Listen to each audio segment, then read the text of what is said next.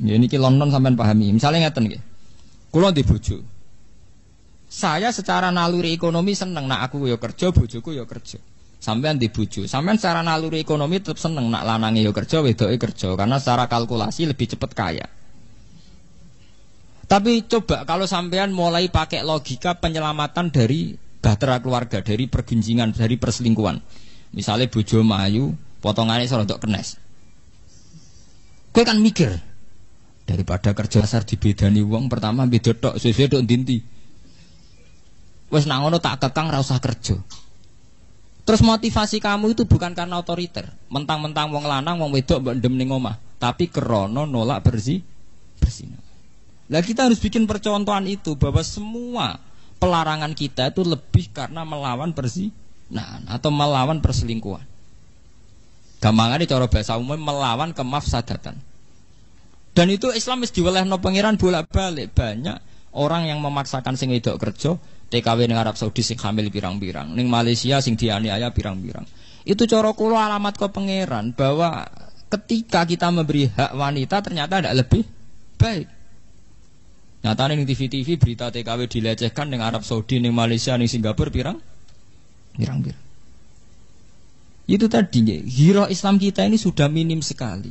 Apa susahnya sih ngakui bahwa Islam itu anti zina? Apa susahnya? Sehingga kita meroteksi seorang istri bukan karena otoriter, tapi karena kita melawan perzinahan atau potensi perzinahan. Misalnya tidak sampai zina, potensinya kita lawan. Tapi ilmu ngeten pun entek nggih. Mergo orang sudah berpikir kapitalis. Iku ngono lanang wedok kerja cepet sugih. Dek lah muga kowe melok kerja cepet sugih. Lah itu kan terus logikane kapitalis. Tapi tetap cemburu kan repot kan. Ngongkon kerja untuk hasilnya akeh tapi sing lanang tetep cemburu. Ya akhirnya uring-uringan. Telepon tipu nak SMS mbek sapa, Dek? Sing ngongkon kerja ya sapa? Saiki di relasi SMS-an kowe curiga.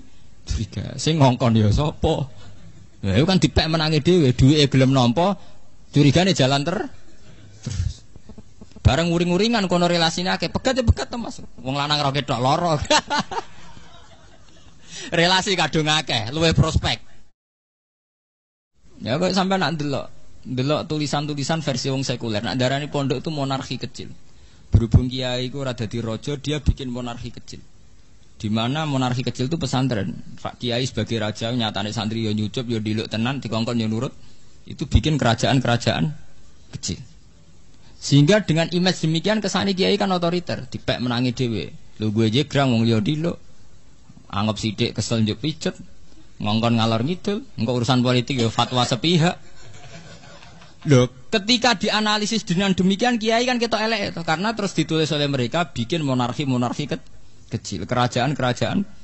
Ya sampean takono cah, pemikiran model CIAIN nak darani pondok itu sistem monarki kecil. Ora kok pondok itu satu komunitas di mana di situ ada hukum sosial, santri yang kurang mangan mbek kiai yang kurang dipakani santrine. Ora ngono, oleh ngamati gak ngono.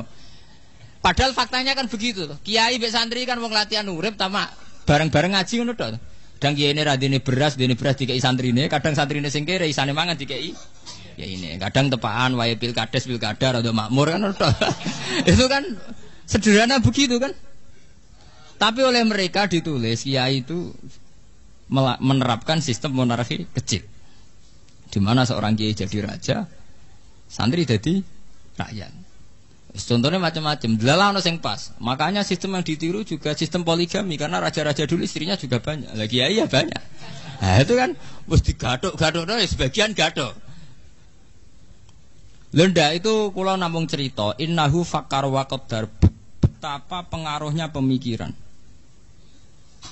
Piye supaya Islam ketok kacau. Mulane sampean aja kaget nek ana kiai-kiai ngalim sira gelem kaji ki aja kaget, ya aja melok-melok. Mungkin ra level. Karena dalam sistem haji itu kan menguntungkan Arab Saudi. Yo ono sing cara berpikir untuk menunjukkan bahwa Islam itu murni. Mulane Rasulullah piyambak ra tau majibno kaji, ngger majibno kaji ditambahi manis tatwa ilai sabila sing mampu. Engko suwe-suwe dipahami. Lah kok enak kon kaji ning Mekah ben Muhammad Bati. Dan itu pernah terjadi. Saat kiblat madhep teng Ka'bah, Niku komentar wong Yahudi nggih ngoten. Muhammad itu pepe asli Mekah ya, terus kiblat pindah ning Ka'bah. Mergo dekne asli Mekah. Sakjane Muhammad tuh ngerti nak kiblat tertua yang Palestina iku mergo bapake wong Palestina Ibrahim. Mestine ya madhep ning Baitus Sahrah. Ning Palestina. Mana saya qulu sufa minan nas ma wallahum an qiblati mulati kanu alai. Muhammad tuh piye to? Kiblat to digawe dolanan. Go Kanjeng Nabi nate 16 wulan madhep teng Baitul Maqdis. Mergo kiblat tertua. Suwe-suwe be Allah kan madhep teng Ka'bah. Malah perkara kan. Mergo jare wong kafir Madinah terus penak. Muhammad tuh piye? Pepet desane terus dienggo kiblat. Mergo Nabi kelahiran Mekah. Iku jenenge innahu fakkara napa? Bagot. Mulane kula niku tambah iman mbek pangeran. Umpama kula ning donya ditakdirno iman mbek Quran niku kula mati mun wani. Pun niku mergi ketok nak Quran sing bener. Itu tadi. Yuriduna ayutfi'u nurallahi bi afahim. Pada akhirnya lawan-lawan Islam mateni Islam lewat silat lidah, lewat silat mulut. Bi afahim dengan pinter-pinteran silat lidah. Lah kok mboten sepundi iki? Peristiwa nasah mansuh. Nggih. Hukum sing dirubah niku nak cara tiang-tiang Islam sing soleh. Na'rifi nasah mansuh itu satu perubahan hukum yang bersifat kondisional li maslahatil ummah. Bahwa nasah mansuh ngrubah hukum sing krana maslahate ummah. Tapi wong Yahudi enak oleh provokasi, delok le nabimu pelin-pelan tenan. Wingi muni halal saiki muni haram. Bar muni haram muni. Macam nasah mansuh kan ngrubah hukum, to ngrubah hukum terserah sing komentari itu. Dianggap realistis yo kena. Mergo rubah yang karena kondisio. Nah, diarani pelin-pelan yo kan kena. Nyatane ora konsisten. Dhisik PKB saiki PKNU jenenge ora konsisten. Tapi karena jare sing seneng kan, iku jenenge kiai realistis, sadar kondisi yang berbeda yang mengambil sikap yang berbeda. Nah, tapi jare sing gedeng kan jenenge pelin-pelan. Padahal cara kula nasah mansuh itu fenomena biasa. Lho nggih to nggih, misale sampean ning desa urung terpelajar, roh prawan angon iso seneng. Tapi kowe dengar sendiri kuliah, roh bocah wayu-ayu ning kota kaosan ketat, roh cah iku seneng jagar. Wes langsung mbok tinggal loh dengan sendiri nih. Artinya tingkat pengetahuan itu juga punya perubahan gitu. Sampean zaman ning desa orang terpelajar, roh ketemel yo enak weteng gak loro. Roh sambel yo enak weteng meloro. Tapi ketika sampean kuliah, nak ra KFC juga doyan. Sambel yo terus weteng loro. Senengem yo cewek-cewek sing model, sing gaul. Roh bocah tanggamu sing dhisik mbok senengi saiki matun, ora seneng blas.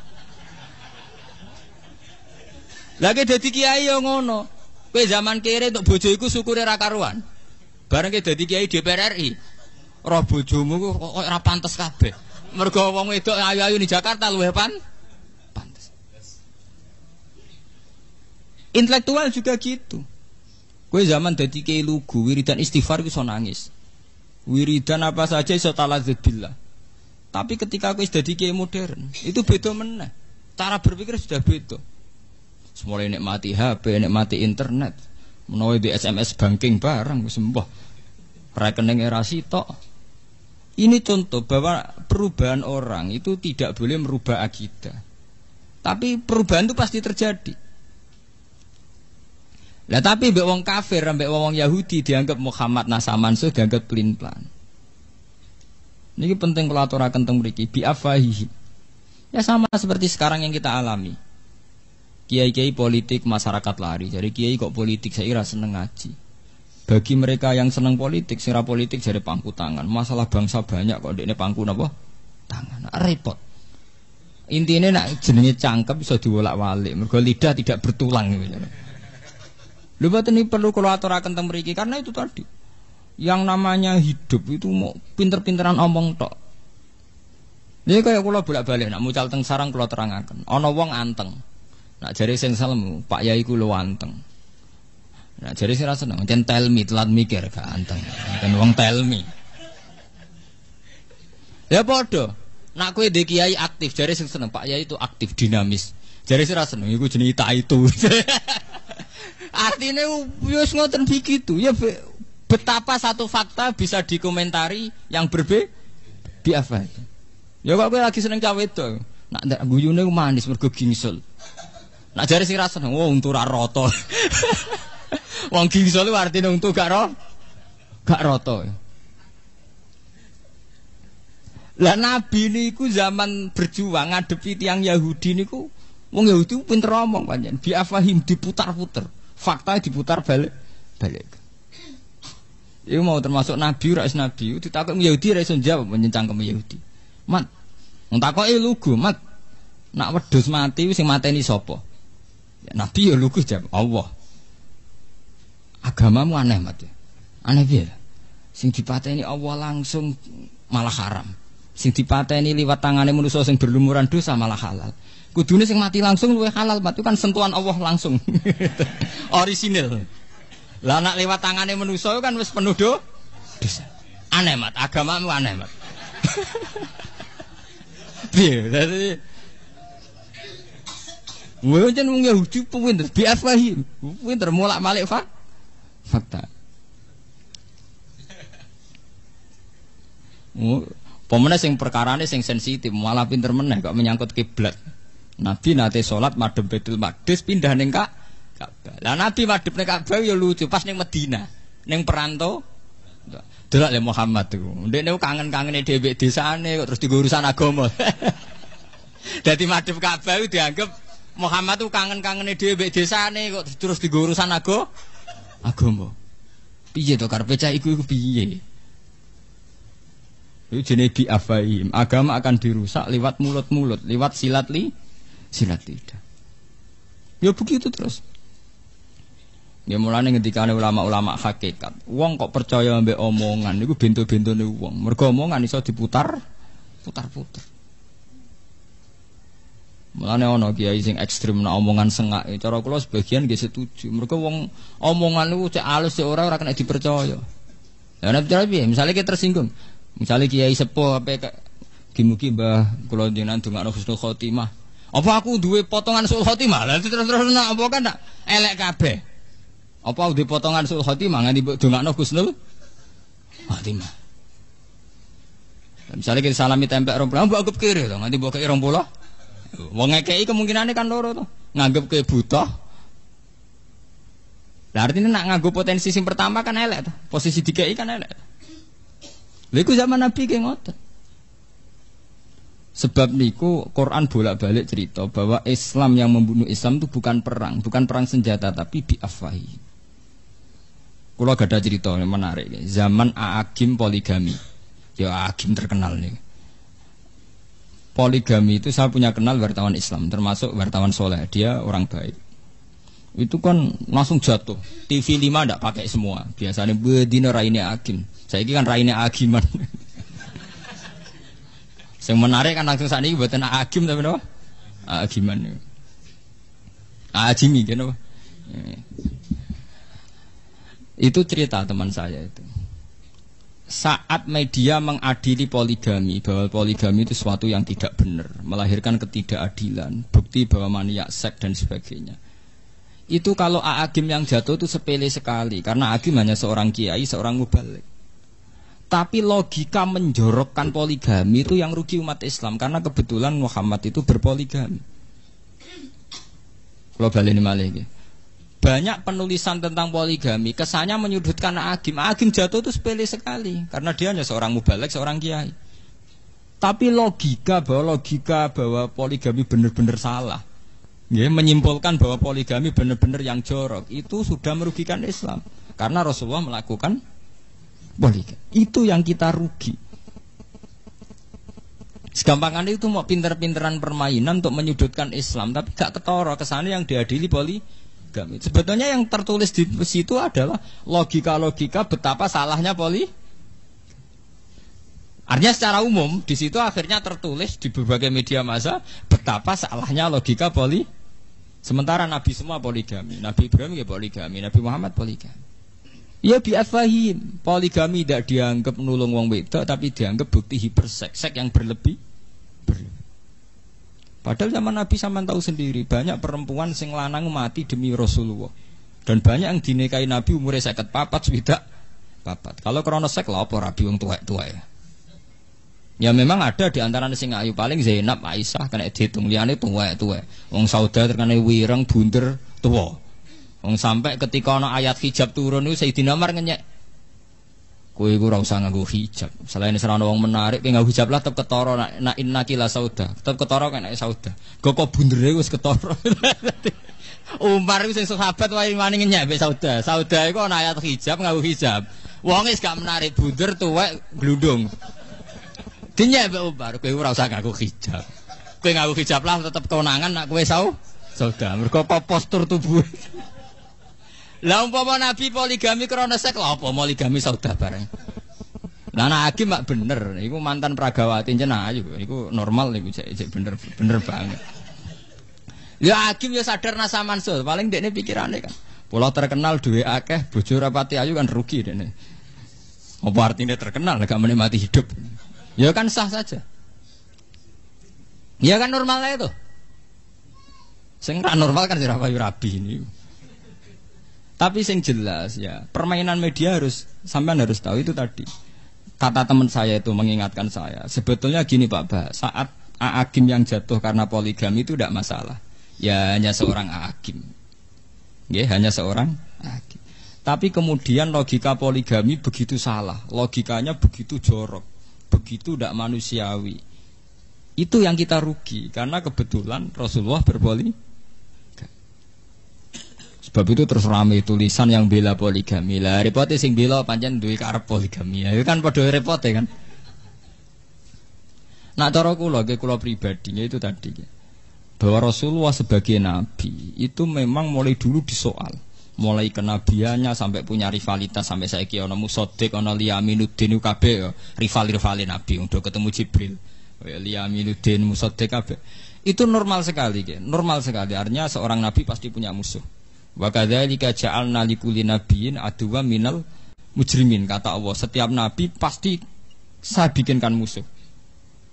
Tapi masalahnya musuh paling fatal kata Rasulullah itu nak sing salah faham wong Islam dhewe ya umate dhewe. Mulane kanjeng Nabi wanggrono wong Islam sing salah iku duka. Kowe kepengin kaya kaum Nabi Musa. Kowe kepengin kaya kaum Bani Israel. Nabi Bani Israel musuhe ora wong sing kafir, tapi musuhe umate dhewe. Iku kakean penjaluan. Lah Nabi Muhammad itu ngadepi umat nggih pun kathah sing ngoten. Jadi sekarang banyak yang menyayangkan hukum Islam. Misalnya ada hukum pancung menyesal. Dalam hukum modern tidak usah pancung. Hukum qisas disesali. Sekarang dalam hukum modern enggak mengenal hukuman mati. Potong tangan disesali. Hampir semua tatanan hukum Islam disesali. Saiki seengkek sawangane nyesali potong tangan, nyesali hukum qisas, nyesali hukum engko nang era putune kita nyesali kok zina haram sih. Kok sesuk nang disesali malah wis piye to ana zina barang haram, barang enak kok diharam. Lho nggih awal dari menyesali aturan Islam, suwe-suwe kok delodok sing disesali iku hukume. Saiki kan sing disesali. Itu tadi kayak gerakan feminisme. Ini kalau cerita intelek ya. Di Jogja itu di kota-kota besar itu semua mahasiswa itu termasuk untuk studi gratis itu kalau studi tentang gender, tentang kesamaan gender, bahwa hak wanita sama persis dengan hak lelaki.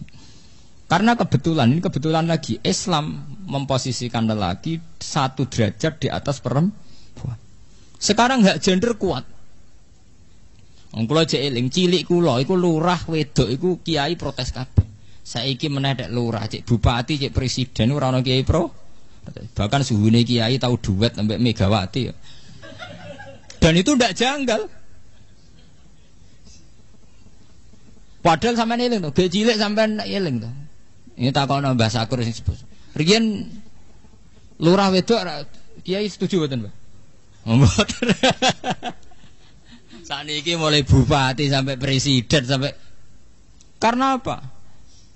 Isu yang digulirkan mereka kesamaan gender, gerakan feminisme itu kuat sekali. Kuat sekali gerakan yang mensejajarkan wanita dengan lelaki. Kuat sekali. Sehingga umat Islam sudah teracuni pikirannya. Tidak masalah presiden lelaki atau perempuan, tidak masalah. Bupati lelaki atau perempuan, tidak masalah. Lah suwe-suwe ya nuntut kalau lelaki boleh poligami kenapa perempuan tidak? Saiki pertanyaan ini seminar-seminar. Yang butuh variasi seks kan tidak hanya lelaki, perempuan juga bu. Terus-terusnya dulu atau kabeh kan? Suwe-suwe sedang dikaji kemungkinan istri atau nopo perempuan punya hak talak. Hak talak kok lelaki tok, gak adil. Nak sing lanang ra karep iso megat, nak sing wedok radian sing lanang kok iso megat. Mulane kula nggih, kula pribadi, kula nak sering tahajud mbek pangeran. Sing marai kekacauan ini termasuk para kiai, kita-kita sendiri. Yaitu tidak bikin percontohan Islam yang baik. Kita hanya berpegang sama hukum fikih. Kula wani sowan pangeran ketemu ngeten wani. Saya bersumpah berani ketemu Tuhan begini saya berani. Artinya ngeten lho nggih. Cara hukum fikih, rungokno niki. Cara hukum fikih, hak talak memang hanya pada suami. Ar-rijalu qawwamun 'alan nisa. Hak talak juga diberikan hanya pada suami. Tapi kita ini masalah protes. Kalau tak cerita, ini cerita ilmu intelek ya. Cerita ilmiah. Awal daripada tolak, piye wae iku ada ketidakpuasan baik suami pada istri atau istri pada suami. Sehingga andaikan keluarga itu mawaddah warahmah itu tidak terjadi tolak. Sebab itu Nabi ngendikan abghadul halal ilallah at-tolak. Tolak itu halal tapi abghadul sesuatu yang sangat dibenci Allah adalah tolak. Jadi halal tapi dibenci Allah. Karena tolak itu masalah sensitif. Nah, sampai naruh rasanya di anak wedok sing lanang gak kebeneran. Kira bingung. Ndak hanya orang sekuler. Kiai-kiai lan ada anak wedok sing lanang gak kebeneran yo bingung. Wong sing anake ra iso megat. Nuruti tetep bojone lara kah? Yang menyesali ini tidak hanya wong Jawa, wong Islam lah nak tepaan be kasus nggih menyesali. Saya berkali-kali bilang di seminar, tidak hanya kamu yang protes itu. Andaikan saya punya anak putri dan dikawin sama orang yang tidak kebenaran, saya juga akan ingin talak. Cuma saya tidak akan mengatakan bahwa Islam tidak adil. Gini wow lewat cara hulu, bahwa perempuan boleh mengajukan talak, cara Jawa lewat rafa. Tapi gini ku bolak-balik. Kiai-kiai kampung, kiai-kiai yang lugu itu ikut andil dalam memperparah keadaan. Kita tidak mempopulerkan hukum Islam yang lain di luar tolak. Sebetulnya harus kita populerkan bahwa dalam Islam tidak hanya tolak, ada khulu, ada fidah, ada rafa. Cara Jawa apa? Andekan hukum tolak sepopuler hukum khulu, juga sepopuler hukum rafa, mungkin mereka tidak janggal. Karena kelihatan kalau perempuan juga punya hak. Wes gitu kita tidak bikin percontohan yang baik. Misalnya begini, yang namanya poligami di dunia kiai pun rata-rata faktor nafsu. Ya artinya bojone elek rabi wong ayu, bojone ngecewakno rabi sing luwih menah. Sehingga ya terjadi stigma bahwa poligami ya mesti unsure seks. Ya akhirnya korbannya wong terus bayangnya zaman Nabi unsurnya juga seks. Makanya kalau setuju model konsep Quran di luar aturan hukum, itu ana laqad kana lakum fi Rasulillah uswatun hasan.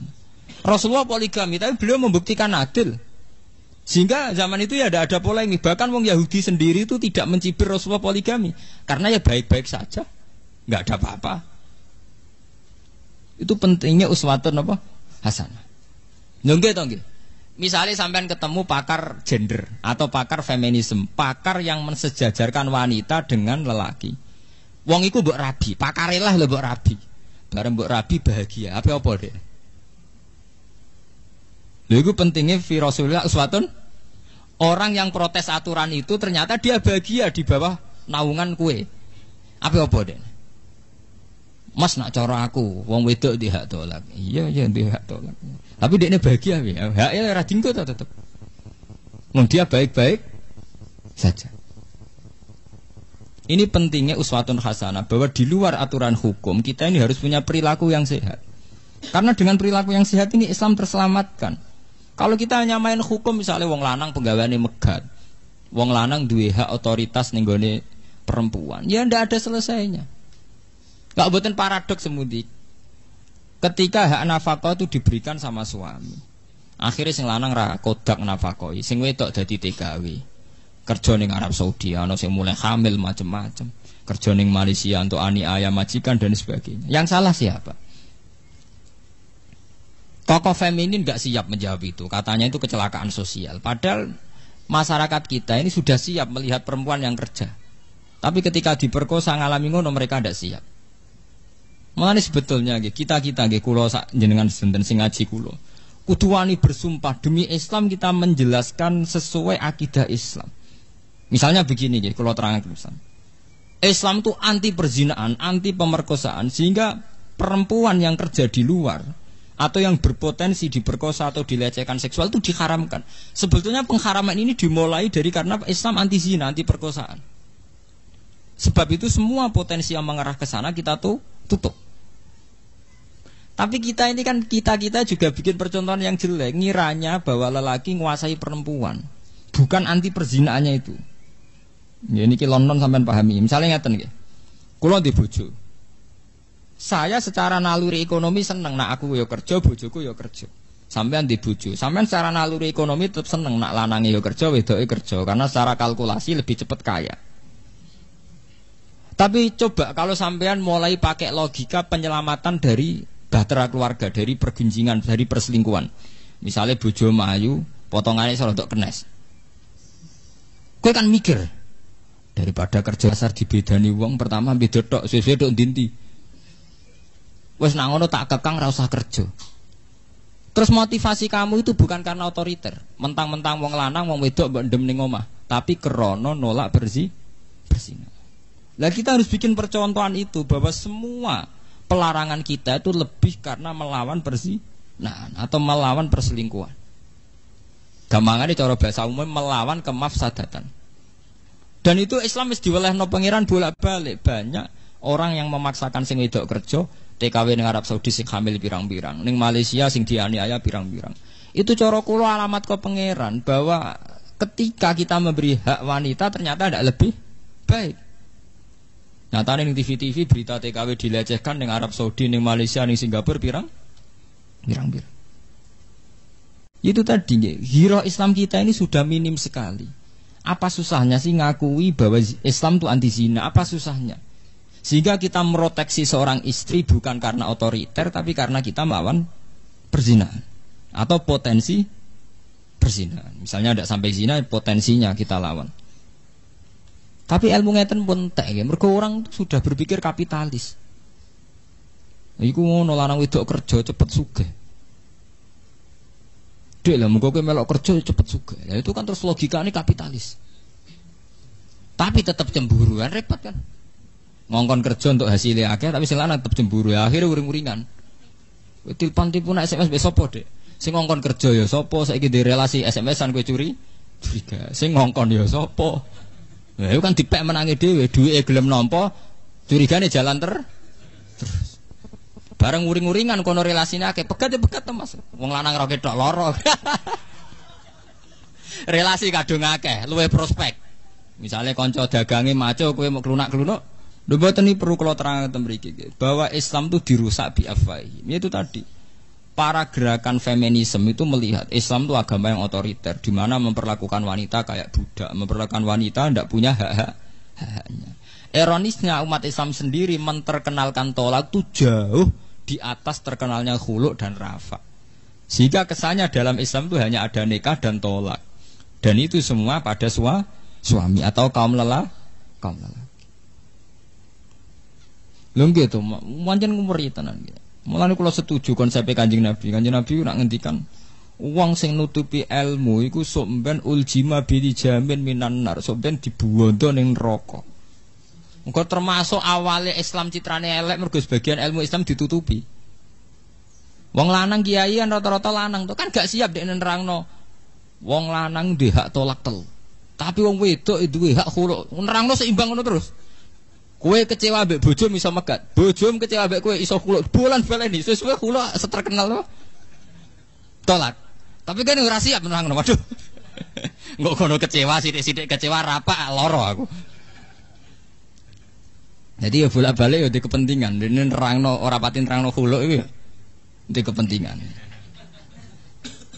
Padahal ning Quran pas bakat tolak itu jelas. At-talaqu marratan fa imsakum ma'rufin aw tahrisum aw tasrihum. Ini terusannya ayat itu fi maftadat bi. Jadi apa indona yuqima hududallahi fa in lam yuqima hududallahi fala junaha alaihima. Ayat roja'a indona yuqima hududallahi itu ayat roja'a itu kan ditutup fi maftadat bi. Fima ing dalam perkara iftadat kang lakoni fidak tebusan sapa wedok bi iklan mak. Terus dikenal ning fikih jenenge hukum khulu. Ning Jawa dikenal hukum rafa. Jika suami istri merasa tidak bisa menunaikan tugas-tugas sebagai suami istri, itu perempuan selagi diberi hak tolak, si perempuan diberi hak khulu. Ya karek peminate sapa pertama nih sing duwe inisiatif megat. Nak sing inisiatif lanang disebut tolak, nak inisiatif sing wedok disebut khulu. Sebenarnya kan sebanding kan. Enggak tuh. Nah, tapi kan yang kita terkenalkan hukum tolak tok. Akhirnya sepi. Malah kalau setuju kawin cara kula dadi menteri agama kawin tak wajib noten maca taklek. Ya taklek kesuwen ana 2 tahun nafkah lahir batin. Cara kula sak wulan ta 2 wulan. Ben jelas ya. Aduh ajur-ajuran nak lah. Mergo ngene iku. Citra Islam terhadap feminisme, terhadap menghormati hak wanita itu sudah hancur total. Mboten niku kula cerita tenan. Lah, ironisnya wanita-wanita kota, perempuan-perempuan kota itu sudah yakin sekali bahwa Islam yang menyangkut feminisme itu harus ikut paham feminisme, paham di mana wanita sejajar dengan lelaki. Ya akhirnya mereka nyaman saja jadi pegawai bank, jadi pegawai apa. Ya memang tidak haram, saya yakin itu tidak haram, ya enggak apa-apa. Tapi masalahnya, kemudian tidak janggal ini. Enggak janggal bahwa ini melahirkan efek, gini wow. Efek potensi perselingkuhan, ya potensi lah, tidak harus terjadi, potensi. Potensi ini sudah dianggap biasa saja. Padahal sing jenenge perselingkuhan perzinaan kayak apa? Antinya Quran, innahu kana fahisata wa sa'a apa? Sabila.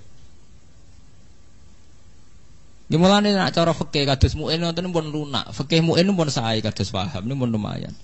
Perempuan itu tidak wajib haji kecuali ada mahramnya, atau tidak disertai mahram tapi ma'aniswatin kasiroh sikotin bareng sekelompok pasukan wanita. Saiki lah. Itu ujung-ujungnya mesti tok karena potensi perzinaan perselingkuhan adalah khuluwah persepen 4 mata lelaki mbek perempuan. Lah kula pribadi gak ada pendapat. Sebab itu misalnya sampean di anak wedok ayu.